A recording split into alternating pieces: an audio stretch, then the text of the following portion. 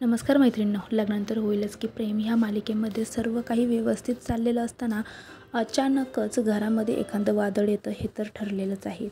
असंच काहीतरी आज देशमुखांच्या घरामध्ये घडणार आहे. तर इथे पार्थ आणि काव्याची मस्त अशी दिवाळी साजरी होते. दोघंही एकमेकांना चिडवत आहेत आणि प्रेमाने त्यांच्या नात्याची सुरुवात करत आहेत. पण ह्या नात्याची सुरुवात प्रेमाने होऊ शकत नाही, कारण जेव्हा कुठे प्रेम दिसायला लागतं त्या ठिकाणी अनेक अडचणी निर्माण होतात.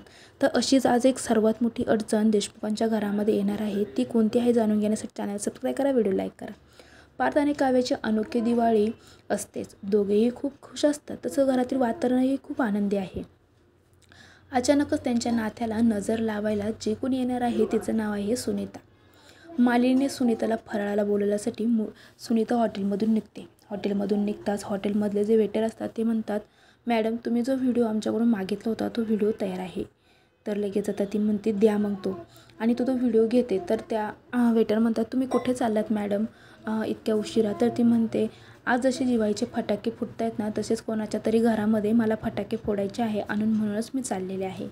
सुनीता खूप आनंदी असते, पण सुनीताला माहीत नसतं की मी जे काम करायला चालले ह्याच्यामुळे एखाद्याचं आयुष्य, एखाद्याचं घर बरबाद होऊ शकतो.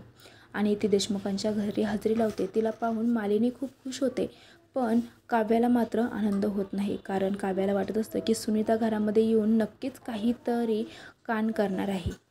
तर आता सुनीता तो पेनड्राईव्ह सर्वांना दाखवेल का? त्यामुळे काव्याच्या आणि पार्थच्या आयुष्यामध्ये नवीन बदल होतील का?